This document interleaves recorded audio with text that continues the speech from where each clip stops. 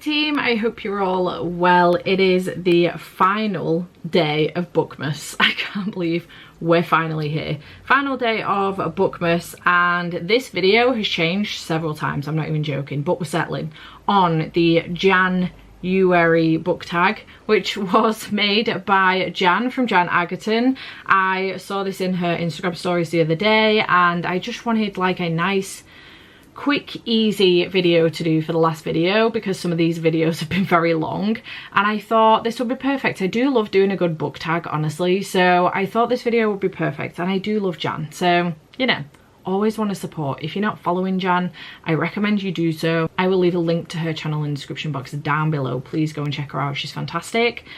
Shout out to you, Jan, love you lots. Anyway, I thought we would do this. These are some nice easy questions for January, for the beginning of the year, for new reading goals, for things that you did last year, things like that, and I thought it would be fun to give that a bash. So let's get into it. So question one is, what was the last, and if you remember, the first book that you read for 2024? So my first book that I read for 2024 was Heartstopper Volume 5. I wanted to guarantee myself a 5-star read for the year, so that it would, you know, I'm a little bit superstitious, I'm not gonna lie, and I thought that starting the year off with a mediocre book would not be great news, or even a DNF. So I did start off with Heartstopper Volume 5 for 2024, and I ended with Ankle Snatcher by Grady Hendrix, which I gave 3.5 stars, and I actually think needs to be upgraded to 4 because I've not been able to stop thinking about it. It's a short, it's a novella, and it was fucking terrifying. It's a horror novella, part of the creature feature stories, like a collection, creature feature collection, a collection of horror novellas, and it was really good, and I really enjoyed it. It was a good end to the year, to be honest. Not what I was expecting, but it was a good end to the year. Question number 2 is, what is your first read of this year? So I have already started Evocation by S.T. Gibson, and it's going all right so far. I'm like 38, 39 pages in. I'm halfway through a chapter, which is really annoying. But it's going all right so far. But again, I am a little bit superstitious, and I'm anxious that this may not end as positively as I was hoping it might. So I'm actually going to pause that and pick up Lore Olympus Volume 7 to try and guarantee myself at least a 4 or 5-star read for the beginning of the year. You're getting the inside scoop here. Obviously there will be a reading vlog in which you will see Evocation, but you will not see Lore Olympus Volume 7. So yeah, I'm gonna pause this, which I have started, to pick up this. So in theory this is my first read of the year, but my first finished read of the year will be Lore Olympus Volume 7. So inside scoop. Okay, share 3 of your reading goals this year is question number 3. I have already posted my reading goals. If you want to check them out, I'll leave them up here. But 3 of my reading goals this year, I want to read 120 books. That is my reading goal for Goodreads. I may move over to Storygraph. I'm in the process of potentially looking at it, but it's my reading goal on Goodreads. I want to try and aim for more quality over quantity this year, which I suppose could be another goal. But my second goal that I'm going to mention is read more non-fiction. I only read 1 in 2024. It did make it to my top 24 books of the year, but I only read 1. So I want to try and aim to read more. I'm going to aim for 1 a month, so 12 non-fiction books for the year if at all possible, and then read my backlist of subscription box books as well, which, you know, leans in heavily with this.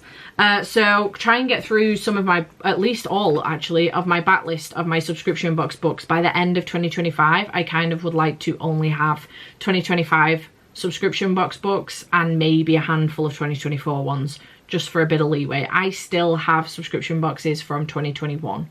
Subscription box books from 2021, which is obscene, you know? So I want to try and clear through that backlist in 2025 and get that really, really reduced as much as I possibly can. Fingers crossed I can manage that. But those are like 3 goals that I have in mind for 2025. Question number 4 is to share 3 of your most anticipated releases for 2025. Again, I've done like an anticipated reading list for January to April. I will leave a link to it up here. It was another Bookmas Day video. But Say You Remember Me by Abby Jimenez. I always anticipate her books because they're always 5-star. Maybe I should stop putting that pressure on, but they're always 5-star. She hasn't let me down yet.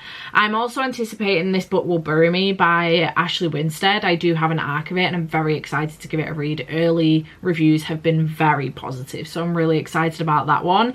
And then I'm also excited about Riding the High by Paisley Hope, which is the 3rd book in the Silver Pines series. So far, Holding the Reins and Training the Heart have been 5 stars from me, so I'm very excited about Riding the High. Really excited actually about that one. So yeah, those are 3 that I'm very much so anticipating. All right, question 5. I had to do a little bit of research on this. Question 5 is, which goals did you reach / not reach last year? So I had to go back and have a look at some of my goals for last year.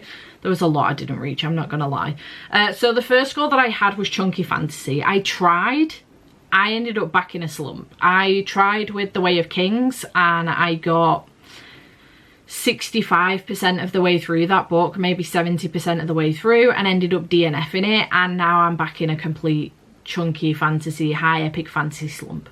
Completely back in that slump. So don't anticipate me picking up any more high epic fantasy in the foreseeable. But I tried, you know? Everyone loves a trier, you know? Journaling was another one of my goals, which is another one of my goals for 2025. I tried. I got halfway through the year and I stopped. I got bored.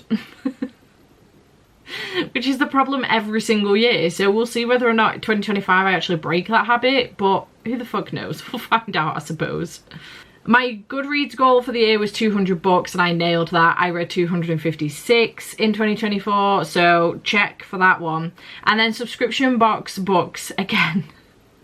Clearly I failed because we're bringing this into 2025, but I actually had a reading goal of like a year-long challenge in 2024, and I was gonna read every Fairloot adult book. Was it adult book? Yeah, every Fairloot adult book that came in 2025, and I didn't do that. I started off really well because I got an arc of A Fate Inked in Blood and then it came in the February box and I was like, okay, this is going well. I DNF'd the first book of the year.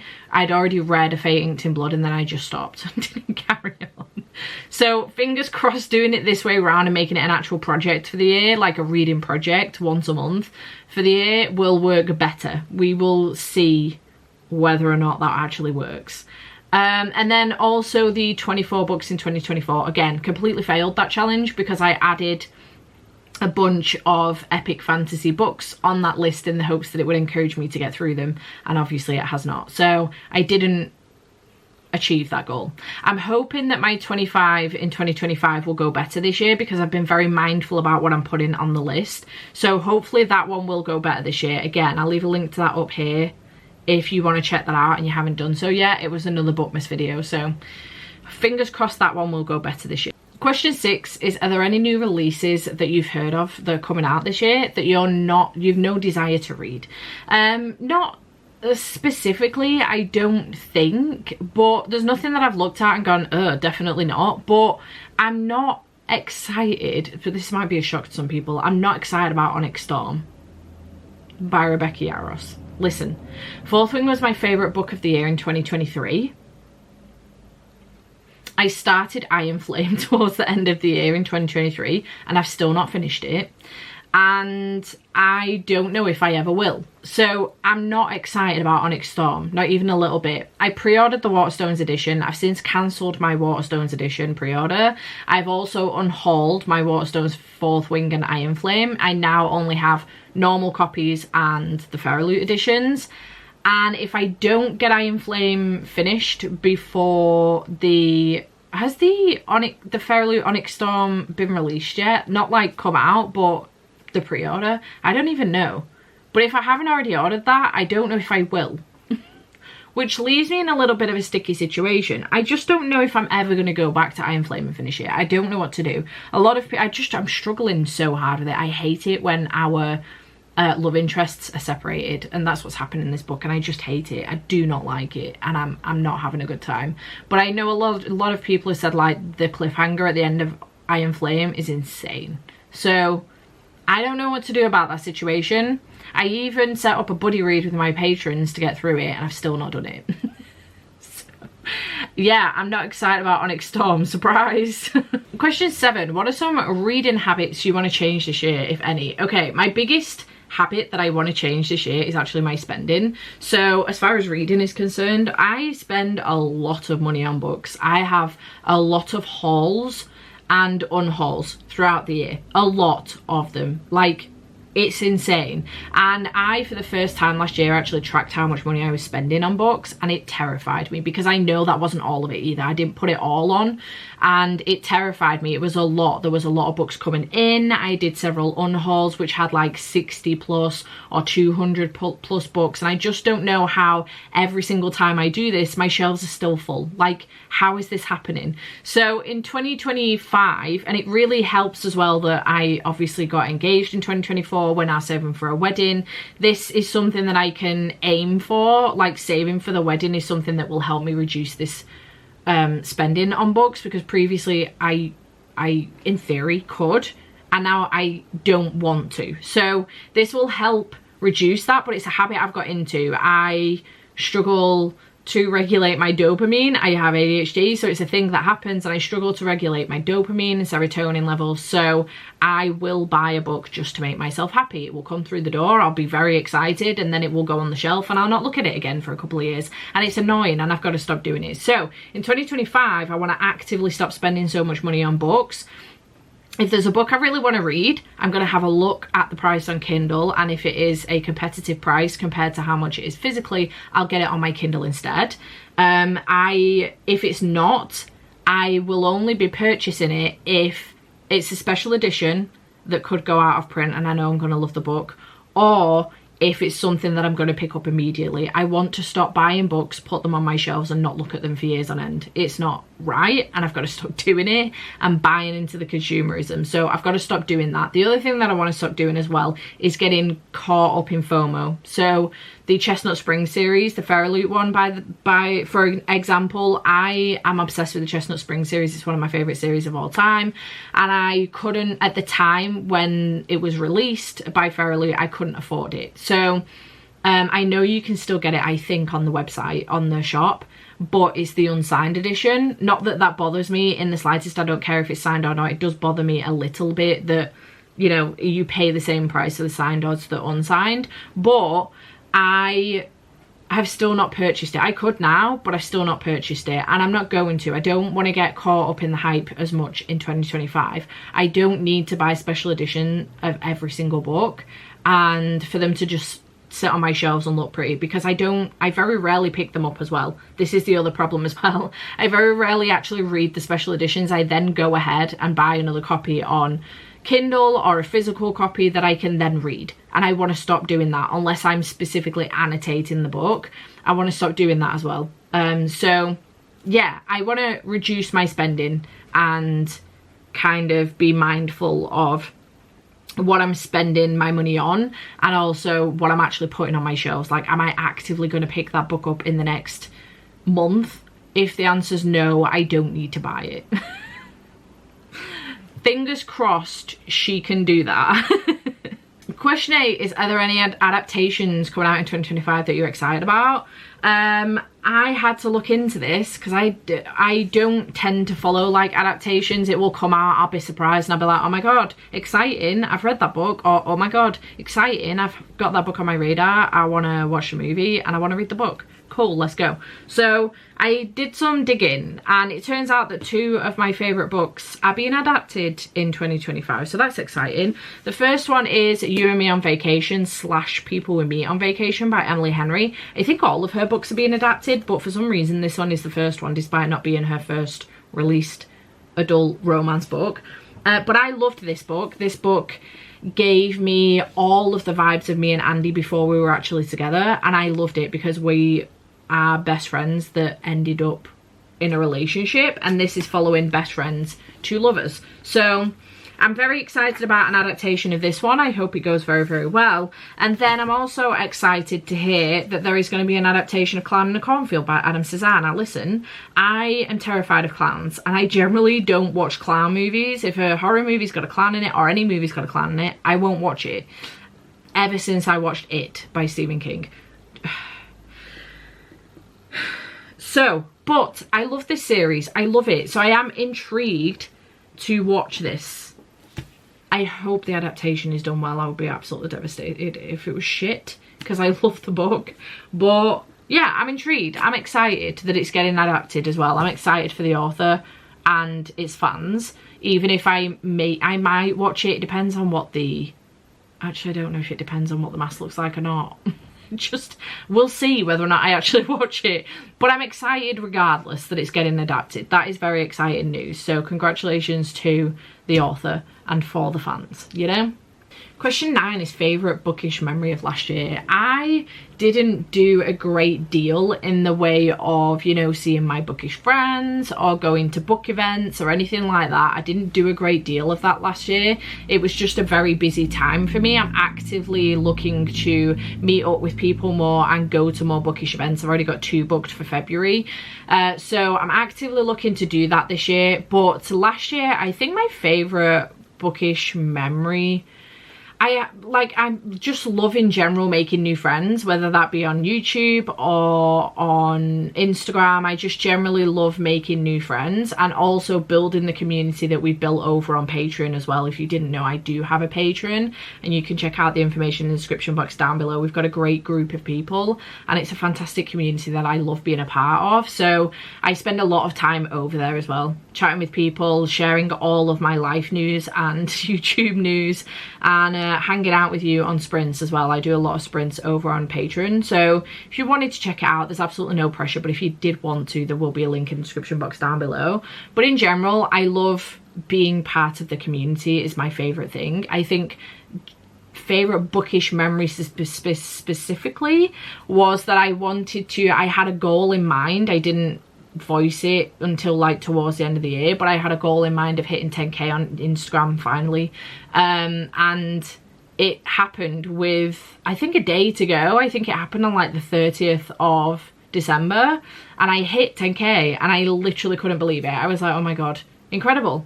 Like, I can't believe I've actually achieved this. I did think that it was going to have to be like an early 2025 goal.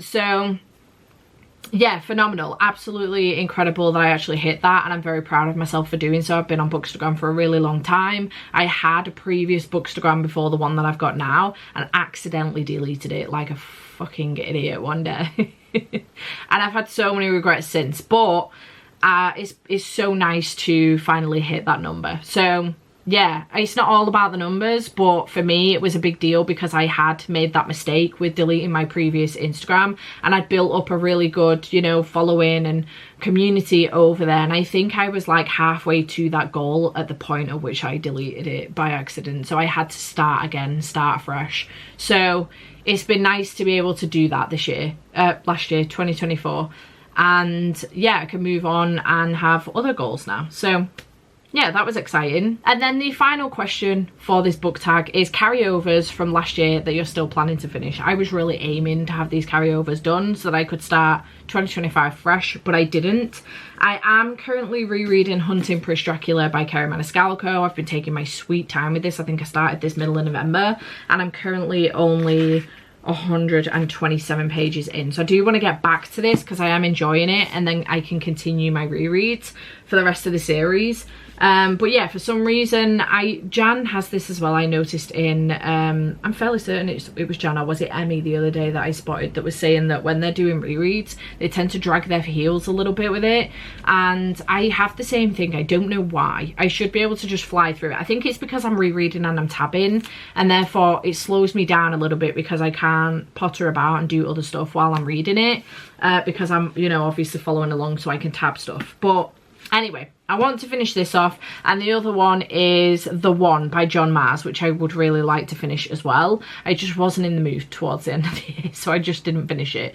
I think I need to go back to that when I am in the mood to go back to it, but I am enjoying it so far. I think I'm like 30% into that, so I would like to finish that as well and get that done and dusted. But those are the only two that I had left lingering. I was partway through Academy for Liars by Alexis Henderson, but I have made the decision to completely DNF that book, and you will have seen it in my most disappointing reads of the year if you've watched it. If you haven't yet, I'll leave it linked. Go and have a butcher's. But yeah, just those 2 books, Hunting Prince Dracula, a reread, and The One by John Mars. So those are the only carryovers I have from 2024. And that's everything for this Jan-uary book tag. I really enjoyed this. This is great. I'm going to do this every year. Shout out to Jan Agaton. Again, if you haven't heard of Jan Agaton, I don't know where you've been if you've not, but if you haven't heard of Jan Agaton and you want to go and have a butcher's, please do, and go and subscribe her and give her some love, because she's fantastic and I adore her. She does the greatest vlogs and I absolutely love them. I spend a lot of time watching her vlogs, actually. I am obsessed. So yeah, do go check her out. I'll leave a link to her in the description box down below. Jan, thanks for the fantastic tag. Very cool, and I love it, and I also love the title of it as well. And I hope you have enjoyed this video. I hope you've enjoyed Bookmas. Let me know in the comments down below. I answer one of these questions if you want, but if you just want to let me know you were here, let me know if you've enjoyed Bookmas as a whole, maybe what your favourite Bookmas video was that I did. And if you just want to let me know that you were here, leave a cheers emoji. I think they've got a champagne one and then a beer mugs one as well, like a beer glasses one. Leave a cheers emoji. It's the new year. Cheers to us. I hope you've enjoyed this video, and I will see you in whatever comes next. Bye for now.